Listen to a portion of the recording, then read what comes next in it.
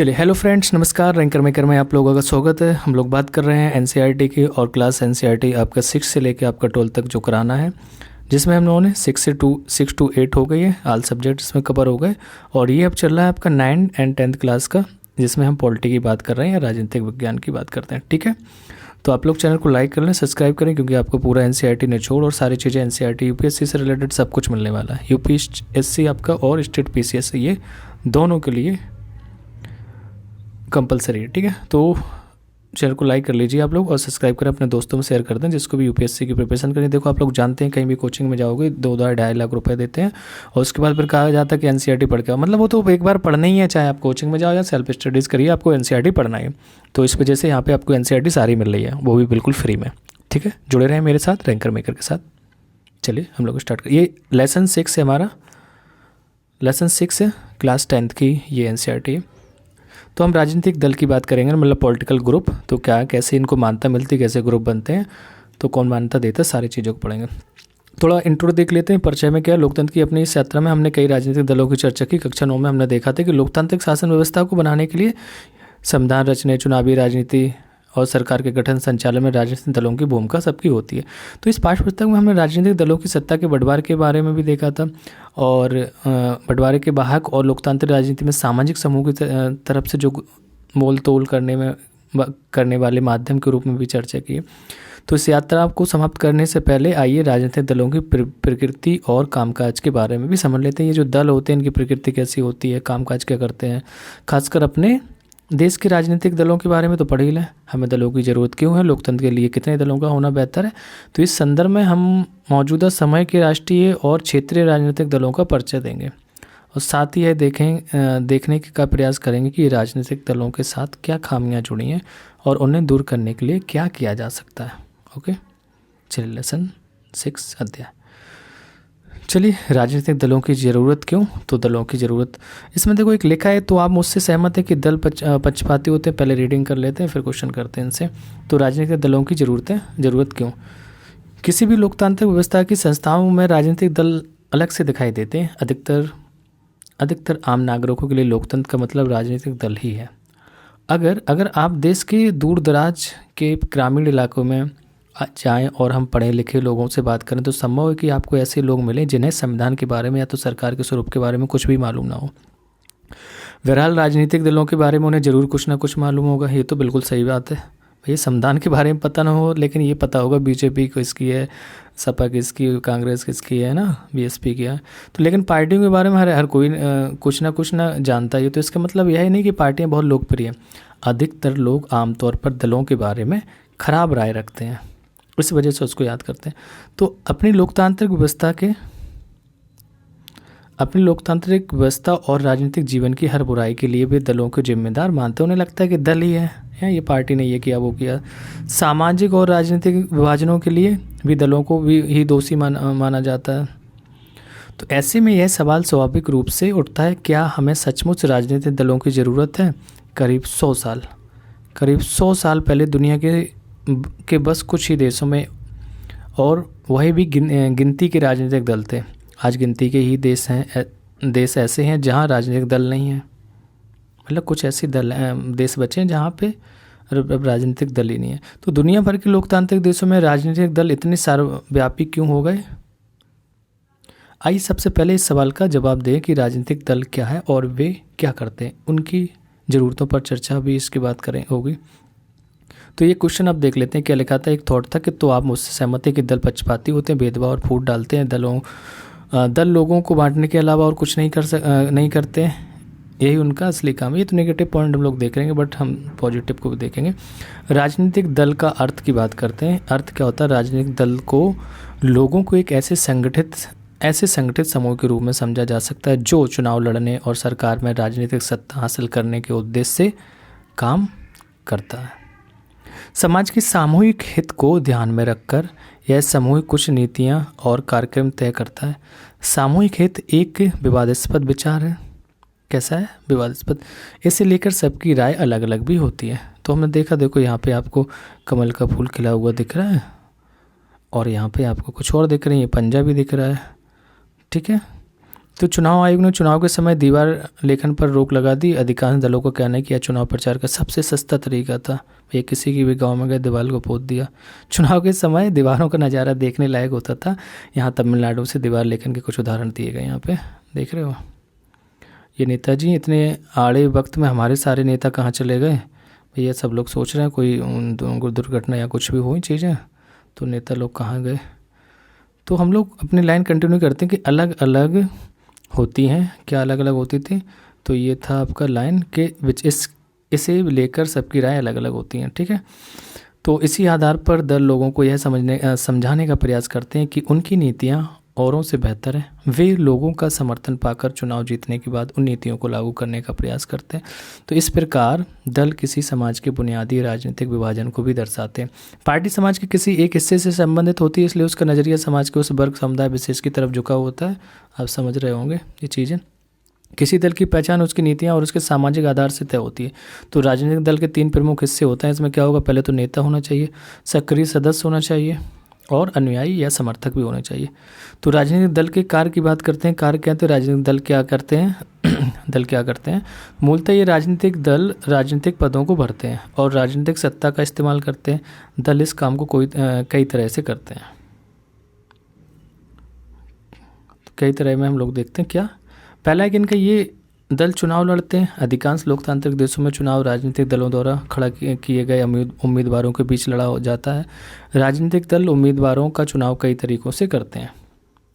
America की बात करें, अमेरिका जैसे देशों में उम्मीदवार का चुनाव दल के सदस्य और समर्थक करते हैं। अब इस तरह से उम्मीदवार चुनने वाले देशों की संख्या बढ़ती जा रही है। अन्य देशों में जैसे भारत में दलों के नेता ही उम्मीदवार चुनते हैं।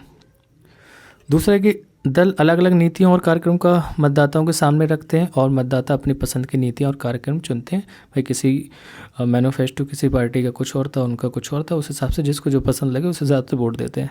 तो देश के लिए कौन सी नीतियाँ ठीक हैं, इसी के बारे में हम में सभी की राय अलग अलग हो सकती है, पर कोई भी सरकार इतने अलग विचारों को एक साथ लेकर नहीं चल सकती।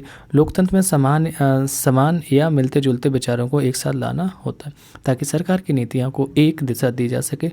पार्टियां यही काम करती हैं। पार्टियां तरह तरह के विचारों को कुछ बुनियादी राय तक समेट लाती हैं और जिनका वे समर्थन करती हैं। सरकार प्राय शासक दल की राय के अनुरूप अपनी नीतियाँ तय करती है ना। जिस पार्टी से बनना है उसको सरकार हुई। तो पार्टियां देश के कानून निर्माण में निर्णायक भूमिका निभाती हैं। कानून पर औपचारिक बहस होती है, उन्हें विधायिका में पास करवाना पड़ता है, लेकिन विधायिका के अधिकतर सदस्य किसी न किसी दल के सदस्य होते ही हैं, हम लोगों को पता है। तो इस कारण वे अपने दल के नेता के निर्देश पर फैसला लेते हैं। जो नेता मतलब समझ रहे हैं ना, अगर सीएम स्टेट में तो सीएम और प्रधानमंत्री। तो दल ही सरकार बनाते हैं और चलाते हैं। हमने पिछले साल पढ़ा था कि नीतियाँ और बड़े फैसलों के मामले में निर्णय राजनेता ही लेते हैं और ये नेता विभिन्न दलों के होते हैं। पार्टियां नेता चुनती हैं, उनको प्रशिक्षित करती हैं और वे फिर पार्टी के सिद्धांतों और कार्यक्रम के अनुसार फैसले करने के लिए उन्हें मंत्री बनाती हैं ताकि वे पार्टी की इच्छा के अनुसार सरकार चला सकें। चुनाव हार वाले दल शासक दल के विरोधी पक्ष के होते हैं जो हार जाते हैं, भूमिका निभाते हैं। सरकार की गलत नीतियों और असफलताओं की आलोचना करने के साथ वह अपनी अलग राय भी रखते हैं। विपक्षी दल सरकार के खिलाफ आम जनता को भी गोलबंद करते हैं। जो विपक्षी दल होते हैं वो विपक्षी दल क्या करते हैं, ये सरकार के खिलाफ आम दल को गोलबंद करते हैं। मतलब उनकी नीतियों का विरोध करना, कोई चीज़ें गलत आ रही तो उनका ये विपक्षी दल भूमिका निभाते हैं, ये सब करते हैं। तो जनमत निर्माण में भी होता है कि जनमत निर्माण में दल महत्वपूर्ण भूमिका निभाते हैं कि वे मुद्दों को उठाते हैं और उन पर बहस करते हैं। विभिन्न दलों के लाखों कार्यकर्ता देश भर में बिखरे होते हैं। समाज के विभिन्न वर्गों में उनके मित्र संगठन या दबाव समूह भी काम करते रहते हैं। तो दल कई दफ़े लोगों की समस्याओं को लेकर भी आंदोलन भी करते हैं। अक्सर विभिन्न दलों द्वारा रखी जाने वाली राय के इर्द गिर्द ही समाज के लोगों की राय बनती रह जाती है। समझ रहे हैं, जो हमारे आसपास जो दलों की राय रखी जा रही है तो लोग उसी में सोचने लगते चलो यही ठीक है विचारधारा। जैसे बीच भी राम मंदिर मुद्दा आया था तो सब लोगों को लग गया था एकदम से चलो मंदिर के हिसाब से वोट दिया। तो दल ही सरकारी मशीनरी और सरकार द्वारा चलाए जाने वाले कल्याण कार्यक्रम तक लोगों की पहुंच बनाते हैं। एक साधारण नागरिक के लिए किसी सरकारी अधिकारी की तुलना में किसी राजनीतिक कार्यकर्ता से जान पहचान बनाना, उससे संपर्क साधना आसान होता है। इसी कारण लोग दलों पर पूरा विश्वास न करते हुए भी उन्हें अपने करीब मानते हैं। दलों को भी हर हाल में लोगों की मांगों और ज़रूरतों पर ध्यान देना होता है, वरना अगले चुनाव में लोग उन्हें धूल चटा सकते हैं। समझ गए ना। तो राजनीतिक दल की ज़रूरत क्यों है? तो दलों के काम की इस सूची से, हाँ, राजनीतिक दल की ज़रूरत, तो दलों के काम की इस सूची से उस सवाल का जवाब मिलता है जो इस खंड की शुरुआत में पूछा गया था। दरअसल हमें राजनीतिक दलों की ज़रूरत इन्हीं कामों के लिए है, पर हमें अभी भी इस सवाल को पूछने की ज़रूरत है कि आधुनिक लोकतंत्र राजनीतिक दलों के बिना क्यों नहीं चल सकता। दलों के बिना क्या स्थिति होगी, इसकी कल्पना करके ही हम उनकी ज़रूरत को समझ सकते हैं। अगर दल ना हो तो सारे उम्मीदवार स्वतंत्र या निर्दलीय होंगे, तब इनमें से कोई भी बड़े नीतिगत बदलाव के बारे में लोगों से चुनावी वायदे करने की स्थिति में नहीं होगा। अपनी बात सही है। सरकार बन जाएगी पर इसकी प्रयोक्ता संदिग्ध होगी। निर्वाचित प्रतिनिधि सिर्फ अपने निर्वाचन क्षेत्रों में किए गए नामों के लिए जवाबदेह होंगे, लेकिन देश कैसे चले सके इसके लिए कोई ज़रूर उत्तरदायी नहीं होगा। तो देश में तो डिफरेंसेस थी। हम बात करते हैं, हम गैर दलीय आधार पर होने वाले चुनाव, पंचायत चुनावों का उदाहरण सामने रखकर इस बात की परख रख सकते हैं कि हालांकि इन चुनावों में दल औपचारिक रूप से अपने उम्मीदवार नहीं खड़े करते, लेकिन हम पाते हैं कि चुनाव के अवसर पर पूरा गांव कई खेमों में बट जाता है और हमें खेमा सभी पदों के लिए अपने उम्मीदवारों का पैनल उतारता है।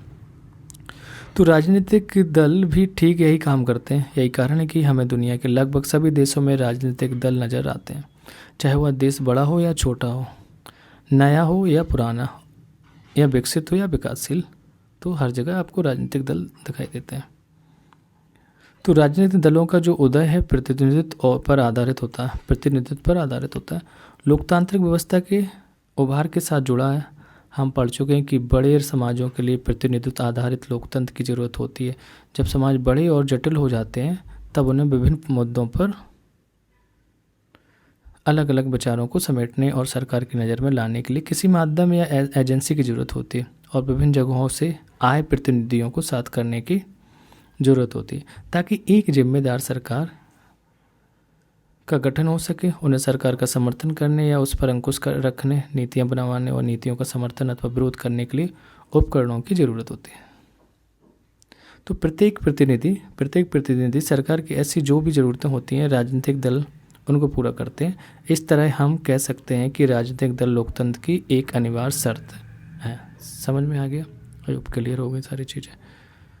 थोड़ा सा एक क्वेश्चन था यहाँ पे, शासक दल का मतलब जिस दल का शासन हो, यानी जिसकी सरकार बनी हो, उसको हम शासक दल कहते हैं। ठीक है, यहाँ पे पूछा, ठीक है, मान लिया कि हम राजनीतिक दलों के बगैर नहीं रह सकते, पर जरा यह सोचिए कि किस आधार पर जनता किसी राजनीतिक दल का समर्थन करती है। तो आधार समझ में आ गया, उनकी योजनाएं रहती हैं, उस हिसाब से सारी चीज़ें चलती हैं। चलिए इनको देख लेते हैं। क्या राजनीतिक दलों की गतिविधियां दर्शाने वाली इन तस्वीरों का वर्गीकरण करें। ऊपर बताई गई गतिविधियों से संबंधित अपने इलाके की कोई तस्वीर या खबर तुरंत है। तो भैया इन्होंने कहा कि हम सिलेंडर देंगे, महंगाई को दर्शा रहे हैं, कितना महंगा सिलेंडर है, प्याज गले में डाले हैं महिलाएं, बता रही हैं कितनी महंगाई। ये वोटर ID चेक कर रहे हैं कि क्या है, अच्छा, या पेंशन बनवा रहे होंगे, कुछ तो कर ही रहे हैं। ये देखो, सरकार के खिलाफ आंदोलन हो सकता है, कुछ भी कर सकते हैं। तो भाजपा महिला मोर्चा की कार्यकर्ता प्याज और रसोई गैस की कीमतें बढ़ने के विरोध में प्रदर्शन करते हुए जहरीली शराब पीने से मरे व्यक्तियों के परिवारों को 1 लाख रुपए का चेक देते मंत्री जी हैं। कोरिया की कंपनी पोस्को को उड़ीसा से लोहा निर्यात करने की अनुमति देने पर राज्य सरकार के खिलाफ माकपा, भाकपा, OGP और JS के कार्यकर्ता जुलूस निकालते हुए। कितने राजनीतिक दल हैं? तो कितने राजनीतिक दल हैं ये भी देख लेते हैं। लोकतंत्र में नागरिकों का कोई भी समूह राजनीतिक दल बना सकता है। तो इस औपचारिक अर्थ में सभी देशों में बहुत से राजनीतिक दल हैं। भारत में ही चुनाव आयोग में नाम पंजीकृत कराने वाले दलों की संख्या 750 से ज़्यादा है, लेकिन हर दल चुनाव में गंभीर चुनौती देने की स्थिति में नहीं होता है। चुनाव जीतने और सरकार बनाने की होड़ में आमतौर पर कुछ एक पार्टियां ही सक्रिय होती हैं। ऐसे में सवाल यह उठता है कि लोकतंत्र की बेहतरी के लिए कितने दलों का होना अच्छा है। कई देशों में सिर्फ एक ही दल को सरकार बनाने और चलाने की अनुमति है ना। तो ये देखो, मैं स्वाभाविक से वहाँ से आगे कंटिन्यू करूँगा। पहले इधर देखें राजनीति की नैतिक ताकत को। तो निम्नलिखित काल्पनिक कथा के पीछे प्रेरणा है थी श्री किशन पटनायक, जो 1930 से 2004 तक जिन्हें किशन जी के नाम से भी जाना जाता है। 1962 में उड़ीसा के संबलपुर से सांसद चुना गया था। ये तो एक वैकल्पिक राजनीतिक ढांचा खड़ा करने की बात से किशन जी का क्या मतलब था? सुधा, करुणा, शाहीन और ग्रेसी की बातचीत के क्रम में यह सवाल उठा, ये चारों महिलाएं देश के अलग अलग हिस्सों में चल रहे मजबूत जन आंदोलन से जुड़ी थीं। ये चारों उड़ीसा के एक गांव में बैठी थीं और जन आंदोलन के भविष्य पर नए सिरे से विचार कर रही थी, और यहाँ उनको आंदोलनों के रोज़ के कामों की चिक चिक भी परेशान नहीं कर रही थी। तो मैंने कहा, ऊपर मैंने बताया था कि सरकार बनाने और चलाने की अनुमति हो गई। वे स्वाभाविक तौर पर पीछे आते हैं अपने जहाँ पे थे। स्वाभाविक तौर पर बातें किशन जी की तरफ, अच्छा वही चीज़ से कंटिन्यू हो रहा है, चलिए ठीक है।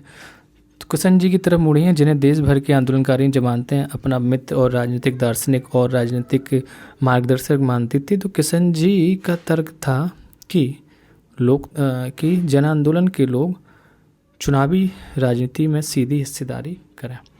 यह एक सरल लेकिन ताकतवर तर्क था कि एक मुद्दे पर केंद्रित आंदोलन से जीवन के एक क्षेत्र में कुछ बदलाव लाया जा सकता है, लेकिन अगर हम बुनियादी सामाजिक बदलाव या जीवन के किसी एक पहलू में भी बुनियादी बदलाव चाहते हैं, तब हमें एक राजनीतिक संगठन की जरूरत होगी। जन आंदोलन को राजनीति में एक नैतिक ताकत के तौर पर एक नया राजनीतिक संगठन बनाना चाहिए। उन्होंने कहा कि यहाँ तक राजनीतिक ज़रूरत है, तत्कालिक ज़रूरत है, क्योंकि सारे राजनीतिक दल सामाजिक बदलाव के लिए प्रासंगिक हो चुके थे, जो भी दल थे। तो ग्रेसी ने कहा, लेकिन किशन जी ने अभी स्पष्ट नहीं किया कि यह संगठन कैसा होगा। उन्होंने सिर्फ राजनीतिक विकल्प या राजनीति में तीसरी शक्ति की बात की, पर क्या उनके ऐसा कहने का आशा एक राजनीतिक दल बनाने से था? ग्रेसी का मानना था कि पुराने ढर्रे का राजनीतिक दल सामाजिक बदलाव लाने में समर्थ नहीं है। फिर सुधा कहती है, सुधा उसकी बात से सहमत थी। मैंने इस विषय पर कई बार विचार किया कि मैं मानती हूँ कि हमने आज तक विस्थापन, भूमंडलीकरण, जातिगत लैंगिक उत्पीड़न या विकास के वैकल्पिक मॉडल के लिए जितने आंदोलन खड़े किए वे राजनीतिक ही हैं, पर जैसे ही हम कोई दल बनाएंगे हमारे इतने वर्षों की प्रतिष्ठा चौपट हो जाएगी, तब लोग हमें नेताओं से अलग नहीं मानेंगे। समझ रहे? वो सामाजिक कार्य के दल बना रही थी। तो दो तरीके के दल हो सकते हैं, सामाजिक, पॉलिटिकल, सोशल एंड पॉलिटिकल। तो करुणा ने बीच में ही कहा, फिर हमने यह भी देखा कि मौजूदा दलों पर दबाव बनाकर भी काफ़ी कुछ हासिल किया जा सकता, तो हम लोग पीछे पड़ चुके हैं इसके बारे में। दबाव समूह, हमने जो पंचायत चुनावों में अपने उम्मीदवार उतारे थे, लेकिन नतीजे उत्साहजनक नहीं रहे। लोग हमारे काम का आदर करते हैं, वे हमें अच्छा भी मानते हैं, लेकिन जब वोट देने की बात आती तो वे स्थापित दलों को ही वोट देते हैं। ठीक है, जल, जंगल, ज़मीन और जनता के अधीन, ये सारी चीज़ें। तो शाहीन उससे सहमत नहीं थी। देखिए, बात बहुत साफ है। किशन जी चाहते कि सभी जन आंदोलन मिलकर एक नई राजनीतिक पार्टी बनाएं। हाँ, वे इस पार्टी को दूसरों से एकदम अलग रंग रूप देखना चाहते थे। वे राजनीतिक विकल्प बनाने की जगह वैकल्पिक किस्म की राजनीति चाहते थे। किशन जी अब इस दुनिया में नहीं है। इन चारों कार्यकर्ताओं के बारे में आपकी क्या राय है? क्या उन्हें नया राजनीतिक दल बनाना चाहिए? क्या कोई राजनीतिक दल राजनीति में नैतिक दल बन सकता है? यह दल कैसा होना चाहिए? हो भी सकता है। आप दिल्ली का उदाहरण ले सकते हैं। अरविंद केजरीवाल और अन्ना हजारे एक सोशल वर्क ही कर रहे थे, दल था उनका, बट उसको फिर राजनीतिक दल में बदल दिया। और केजरीवाल का कहना भी था, हम तो सेवा करने आए।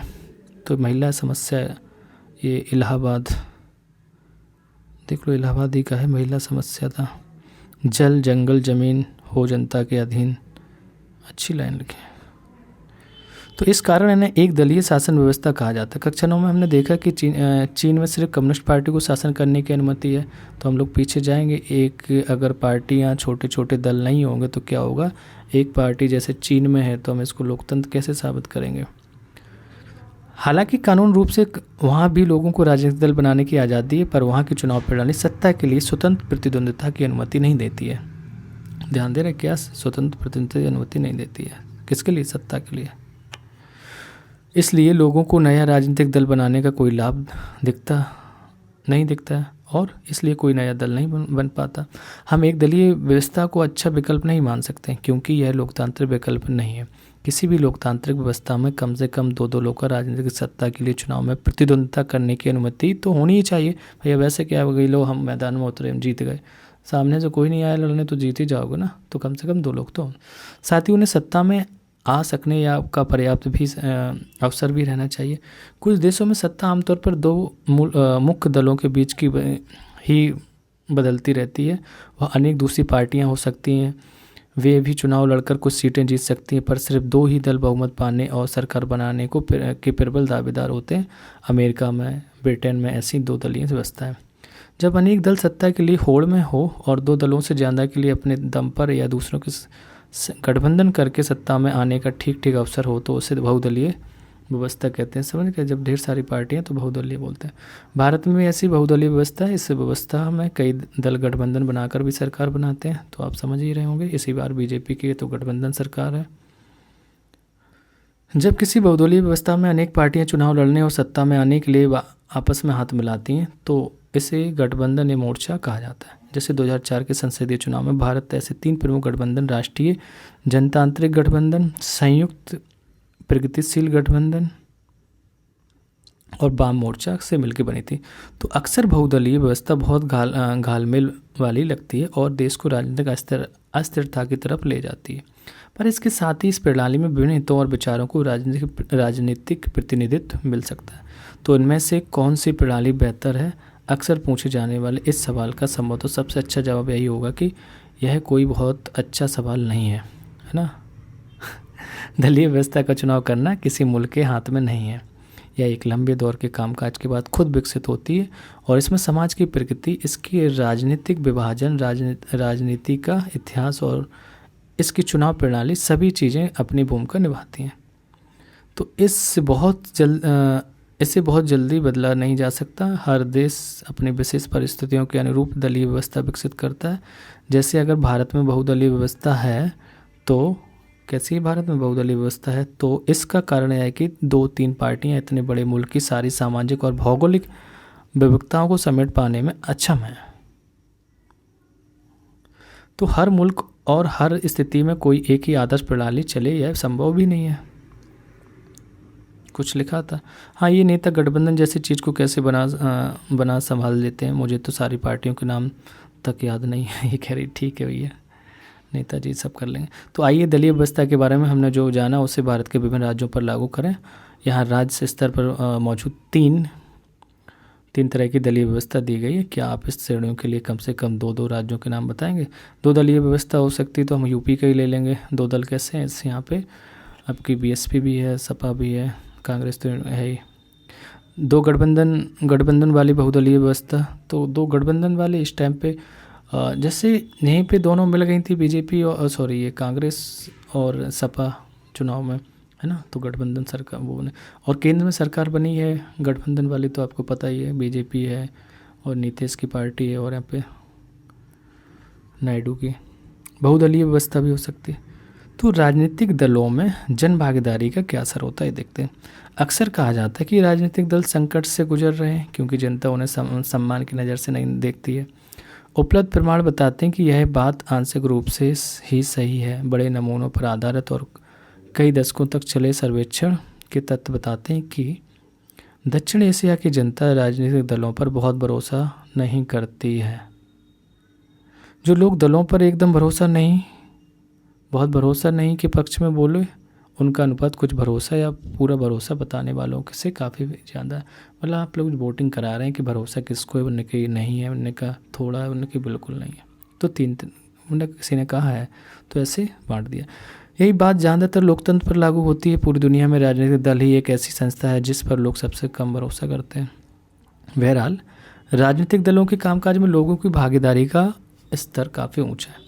कुछ को किसी राजनीतिक दल का सदस्य बताने वाले भारतीयों का अनुपात कनाडा, जापान, स्पेन और दक्षिण कोरिया जैसे विकसित देशों से भी ज़्यादा है। मैंने कहा यहाँ हर एक 7वां आदमी किसी न किसी पार्टी से जुड़ा है, इतना है, ठीक है। तो पिछले 3 दशकों के दौरान भारत में राजनीतिक दलों की सदस्यता का अनुपात धीरे धीरे बढ़ता गया। खुद को किसी राजनीतिक दल का करीबी बताने वाला का अनुपात भी इस अवधि में बढ़ता गया। तो हम लोग देख लेते हैं। थोड़े से उतार चढ़ाव के बावजूद भारत में लोगों के दलगत जुड़ाव में बढ़ोतरी हुई है। अपने को किसी पार्टी से जोड़कर देखने वाले लोगों की संख्या भी देखना कितनी है, और विभिन्न दलों की सदस्य संख्या दक्षिण एशिया में शेष विश्व की अपेक्षा कहीं ज़्यादा है। खुद को किसी दल का सदस्य बताने वालों के लोगों की संख्या तो देखो 1971 में 38 थी, फिर 96 में 31 हुई, 2004 में 53 और 2005 में लगा 48। तो कम ज़्यादा हो रही है। ये वैश्विक औसत है। तंजानिया में 26.2, बांग्लादेश 23.3, भारत 11.4, स्वीडन 10.3, युगांडा 9.5, दक्षिण अफ्रीका 9.2, चीन, ये सब। तो भारत में पार्टी सदस्यता बढ़ी है। खुद को किसी दल का सदस्य बताने वाले लोगों की संख्या का ग्राफ इस टाइम से बढ़ा है।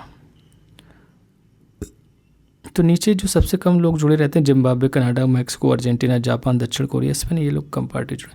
दक्षिण एशिया की बात करें, वो कहते हैं 37% लोग कहते हैं कि पूरा भरोसा कुछ या कुछ भरोसा, 43% कहते हैं 43 कुछ बहुत भरोसा नहीं, एकदम भरोसा नहीं 20 मानते नहीं जानते। तो ऐसे भी रहते हैं हमारे यहाँ, भैया जानते हैं नहीं जानते। तो एक आईना आंकड़ों का है, देख लेते। 27% कनाडी वासी मानते हैं कि लिबरल्स को सत्ता में होना चाहिए। 35% कनाडी वासी मानते हैं कि कंजर्वेटिव को सत्ता में होना चाहिए, वहाँ की पार्टियों का नाम है। 98% लोग कहते हैं, कनाडी वासी मानते हैं कि सभी राजनेताओं को एक बहुत बड़े कार की डिग्गी में बंद करके उससे नियाग्रा जलप्रपात में फेंक देना चाहिए। तो कनाडा में नियाग्रा जलप्रपात, ध्यान देना, देखो ये समझ गए ना। तो क्या ये कार्टून पिछले पन्ने पर दिए गए आंकड़ों के ग्राफ से मेल खाते हैं? हाँ भाई, सब अपने अपने तरीके के पार्टियों पे, मतलब 90 लोगों ऐसे हैं कि उन्हें राजनीतिक पार्टियों में भरोसा नहीं है, चुनाव के टाइम पे बस एक्टिव दिख जाते हैं। तो हम राष्ट्रीय दल की बात करते हैं, तो हमारे कंट्रियों में भी आएंगे राष्ट्रीय दल, और कैसे होते हैं, इनको मान्यता कैसे मिलती है, सारी चीज़ें। तो विश्व की संघीय व्यवस्था वाले लोकतंत्रों में दो तरह के राजनीतिक दल हैं। एक संघीय होता है, इनमें सिर्फ एक इकाई में अस्तित्व रखने वाले दल, और अनेक या संघ की सभी इकाइयों में अस्तित्व रखने वाले दल होते हैं। ठीक है, भारत में भी ऐसी स्थिति है। कई पार्टियां पूरे देश में फैली हुई हैं और उन्हें राष्ट्रीय पार्टी कहा जाता है। जो देश में फैली हुई हैं उनको क्या कहेंगे? राष्ट्रीय पार्टी। इन दलों की विभिन्न राज्यों में इकाइयां हैं, पर कुल मिलाकर देखें तो ये सारी इकाइयां राष्ट्रीय स्तर पर तय होने वाली नीतियों, कार्यक्रम और रणनीतियों को ही मानती हैं। ठीक है, तो देश की हर पार्टी को निर्वाचन आयोग, कौन? ये आ गया, इलेक्शन कमीशन। निर्वाचन आयोग में अपना पंजीकरण कराना पड़ता है, ध्यान देना कैसे मिल रही है, अब ये प्रोसेस है। आयोग, मान लीजिए हम लोग सांसद बनेंगे, यहाँ जाके प्रधानमंत्री बनेंगे ना, तो पहले सांसदी का चुनाव लड़ना पड़ेगा, एक पार्टी बनानी पड़ेगी, तो निर्वाचन आयोग में अपना पंजीकरण कराना पड़ेगा। आयोग सभी दलों को समान मानता, पर यह बड़े और स्थापित दलों को कुछ विशेष सुविधाएं देता है। इन्हें अलग चुनाव चिन्ह दिया जाता है, जिसका प्रयोग पार्टी अधिकृत उम्मीदवार जो भी रहता है इसका उपयोग करता है ही कर सकता है। इसे विशेषाधिकार और कुछ अन्य लाभ पाने वाली पार्टियों को मान्यता प्राप्त दल कहते हैं। तो विशेषाधिकार मिल गया, वो पार्टी का साइन उनके लिए हो गया, दूसरी पार्टी उससे साइन पे चुनाव लड़ सकती है। चुनाव आयोग ने स्पष्ट नियम बनाए हैं कि कोई दल कितने प्रतिशत वोट और सीट जीतकर मान्यता प्राप्त करे। ऐसा नहीं है पार्टी तो हर कोई बना ले, तो कितने % आपको वोट मिल रहे हैं और कैसे आपको सीट की कितनी सीटें चाहिए जब मान्यता मिलेगी तो दल बन सकता है। जब कोई पार्टी राज्य विधानसभा, ध्यान देना कहाँ पे ये क्वेश्चन है, राज्य विधानसभा के चुनाव में पड़े कुल मतों का, ध्यान देना, राज्य की जो विधानसभा में सीएम बनाने के लिए हम लोग जो चुनाव करते हैं उसमें जो कुल पड़े मतों का या तो 6% आपको वोट मिल जाए या उससे अधिक हासिल भी कर सकते हैं, और कम से कम 2 सीटों पर जीत दर्ज कर जाए। तो 6% वोट लाइए और 2 सीट लाइए, तो उसे हम अपने राज्य के राजनीतिक दल के रूप में मान्यता मिल जाती है। देखा होगा आपने 2019 के चुनाव में बीएसपी का राजनीतिक दल से हट गया था पर्चा। अगर कोई दल लोकसभा चुनाव में पड़े कुल वोट का अथवा 4 राज्यों की विधानसभा, ध्यान देना, अब लोकसभा चुनाव में पड़े कुल वोट का और 4 राज्यों के विधानसभाई चुनाव में पड़े कुल वोटों का 6% हासिल करता है। लोकसभा चुनाव में पड़े कुल वोट का अथवा राज्यों के विधानसभाई चुनाव में पड़े कुल वोटों का 6% हासिल करता है और लोकसभा के चुनाव में कम से कम 4 सीटों पर जीत दर्ज करता है, तो उसे राष्ट्रीय दल की मान्यता मिलती है। ठीक है, जैसे आप पार्टी जो केजरीवाल की, वो राष्ट्रीय दल बन गई। तो इस वर्गीकरण के हिसाब से 2019 में देश में 7 दलीय स्तर पर मान्यता प्राप्त थे। 7 जो दल थे राष्ट्रीय स्तर पर जिनको मान्यता प्राप्त थी, अभी बताएंगे कौन कौन से। आइए इनमें से प्रत्येक के बारे में कुछ महत्वपूर्ण तथ्य जान लेते हैं कौन कौन थे। तो पहले हम बात करते हैं ऑल इंडिया तृणमूल कांग्रेस। समझ याद है कि कहाँ की पार्टी है? हाँ, तो ये बवंडर पार्टी, मतलब ममता जी की पार्टी है। एक्चुअली बवंडर इस वजह से नाम आ गया। अभी आप जब ज्योग्राफी पढ़ेंगे तो जो साइक्लोन आते हैं जिस कंट्री से आते हैं उसका नाम क्यों वैसे रखा जाता है, बहुत बड़ी कहानी है, चलिए बताएंगे। पहले वहाँ के नेताओं के नाम से रखते थे अमेरिका में, और चिढ़ते थे जो भूवैज्ञानिक थे, उन्होंने कहा ये नेता खराब, उसी के नाम से बवंडर, साइक्लोन जो भी रख दिया, तो मैं इस वजह से इसको बोल दिया, कोई दिक्कत नहीं। तो ये भी अच्छे नेता हैं बहुत। ऑल इंडिया तृणमूल कांग्रेस की बात करें, 1 जनवरी 1998 को ममता बनर्जी के नेतृत्व में बनी, इसे 2016 में राष्ट्रीय दल के रूप में मान्यता प्राप्त हुई। और पुष्प और इसमें पुष्प और तृण पार्टी का प्रतीक है। ये धर्मनिरपेक्षता और संघवाद के प्रति प्रतिबंध है। फिर 2011 में क्या हुआ कि 2011 से पश्चिम बंगाल में सत्ता में है ये, बताइए 14 साल से। तो अरुणाचल प्रदेश है, मणिपुर है, त्रिपुरा में भी इसकी उपस्थिति है। तो वहीं से बंगाल के आसपास के सीटें 2-4 जीत लेती हैं, तो उनकी राष्ट्रीय पार्टी बन गई। 2019 में हुए आम चुनाव में इसे 4.07% फीसदी वोट मिले और 22 सीटों पर जीत हासिल की। देखो 19 के लोकसभा चुनाव की बात कर रहे हैं, अब मत सोचना कि नया डाटा आएगा अभी। तो 22 सीटों पर जीत हासिल, जिससे लोकसभा में यह चौथी सबसे बड़ी पार्टी बन गई। अब हम आते हैं बहन जी के पार्टी पे। दूसरी पार्टी हमारी आती है बहुजन समाज पार्टी। अब इनका जो स्वर्गीय काशीराम के नेतृत्व में ये 1984 में गठन हुआ था। बहुजन समाज जिसमें दलित हैं, आदिवासी हैं और पिछड़ा जातियां और धार्मिक अल्पसंख्यक शामिल हैं, के लिए राजनीतिक सत्ता पाने का प्रयास और उनका प्रतिनिधित्व करने का दावा है। पार्टी क्या करती है? साहू महाराज हैं, महात्मा फूले, पेरियार, रामास्वामी नायकर, बाबा साहब अम्बेडकर के विचारों और शिक्षाओं से प्रेरणा लेती है। दलितों और कमज़ोर वर्ग के लोगों के कल्याण और उनके हितों की रक्षा के मुद्दों पर सबसे ज़्यादा सक्रिय इस पार्टी का मुख्य आधार उत्तर प्रदेश में है। मध्य प्रदेश, छत्तीसगढ़, उत्तराखंड, दिल्ली और पंजाब में भी यह पार्टियां पर्याप्त ताकतवर हैं। अलग अलग पार्टियों से अलग अलग अवसरों पर समर्थन लेकर इसने उत्तर प्रदेश में 4 बार सरकार बनाई। इस दल को 2019 के लोकसभा चुनाव में करीब 3.63% वोट मिले और ये 10 सीटें मिली थी। तो हमें कितने चाहिए थे? 6% वोट चाहिए थे। फिर आते हैं बीजेपी को। अच्छा मान ली ये भी थी, सॉरी हटी नहीं थी इसका मतलब।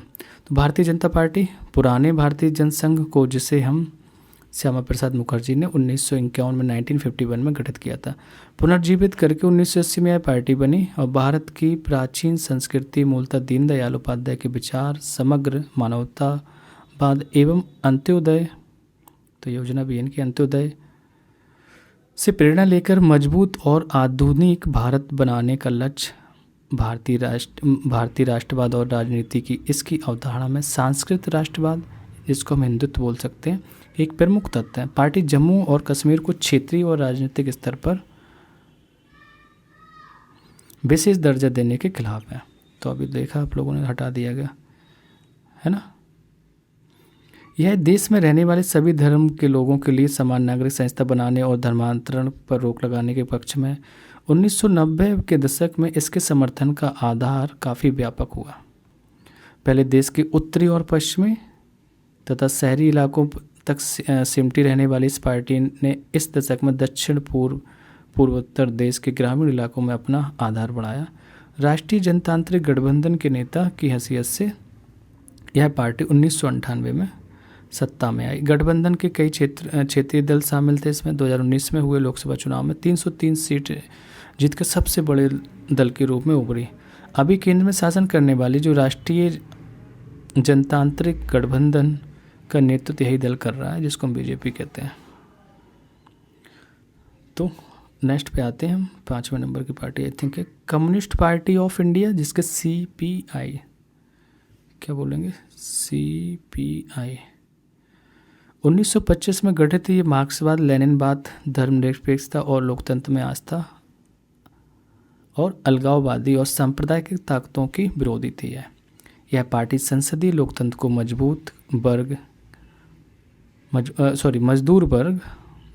मजदूर वर्ग, किसानों और गरीबों के हितों को आगे बढ़ाने का उपकरण मानती है। 1964 की फूट, जिसमें माकपा इसे अलग हो गई, के बाद इसका जनाधार सिकुड़ता चला गया। लेकिन केरल हो गया आपका, पश्चिम बंगाल, पंजाब है, आंध्र प्रदेश है, तमिलनाडु, अभी भी ठीक ठाक स्थिति है। बहरहाल इसका समर्थन धीरे धीरे कम होता गया। 2019 के लोकसभा चुनाव में इसे 1% ही वोट मिले। 1% से कम वोट और 2 सीटें हासिल हुई। तो मजबूत वाम मोर्चा बनाने के लिए सभी वामपंथी दलों को साथ लाने की पक्षधर रही है। Next party communist party of India Marxist, जिसको हम CPIM उसी से मिल ये हट के पार्टी बनी थी।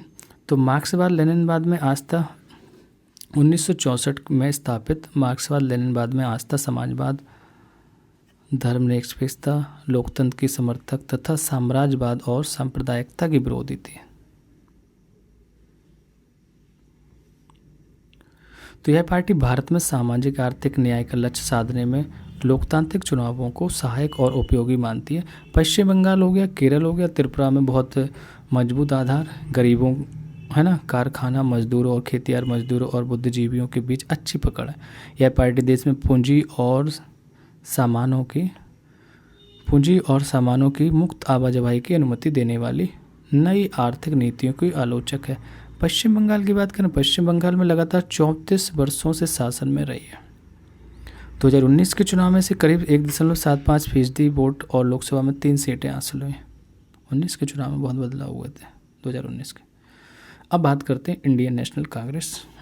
इसे आमतौर पर कांग्रेस पार्टी कहा जाता है। यह दुनिया की सबसे पुराने दलों में से एक है। 1885 में गठित इस दल में कई बार विभाजन हुए। आज़ादी के बाद राष्ट्रीय और क्षेत्रीय स्तर पर अनेक दशकों तक इसने प्रमुख भूमिका निभाई।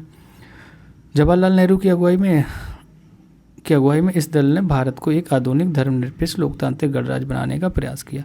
1971 तक लगातार, फिर 1980 से 1989 तक इस देश का शासन किया। फिर पहले देखो 1971 तक किया था, फिर 9 साल के लिए गया, फिर 80 से लेके 1989 तक। 1980 बात के बाद क्या हुआ था, इस दल के जन समर्थक में कमी आई, पर अभी भी यह क्या है, पूरे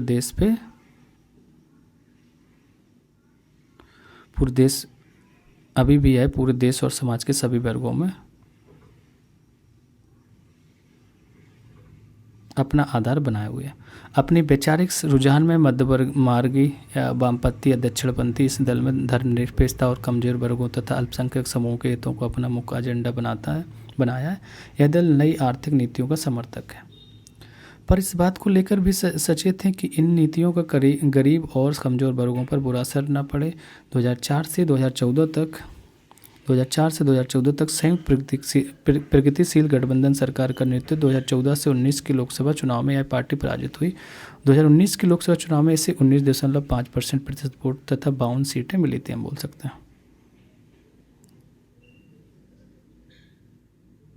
ठीक है, नेशनलिस्ट कांग्रेस पार्टी की बात करते हैं। तो कांग्रेस पार्टी में विभाजन के बाद 1999 में यह पार्टी बनी। लोकतंत्र, गांधीवादी, धर्मनिरपेक्षता, समानता, सामाजिक न्याय, संघवाद में आस्था। तो यह पार्टी के जो प्रमुख पदों को सिर्फ भारत में जन्मे जो नागरिकों के लिए थे, भारत में जन्मे नागरिकों के लिए आरक्षित करना चाहती थी। महाराष्ट्र में प्रमुख ताकत होने के साथ ही यह मेघालय, मणिपुर, असम में भी ताकतवर है। कांग्रेस के साथ महाराष्ट्र सरकार में भागीदारी 2004 से संयुक्त प्रगतिशील गठबंधन में साझेदारी है। 2019 के चुनाव में इसे 1.4% वोट तथा 5 सीटें ही प्राप्त हुई थी, हम कह सकते हैं। ठीक है, सारी पार्टी हम लोगों धीरे धीरे देख ले रहे हैं। अब हम क्षेत्रीय दल की बात करते हैं। छोटे छोटे क्षेत्रीय दल होते हैं, उनके बारे में। तो क्षेत्रीय दल के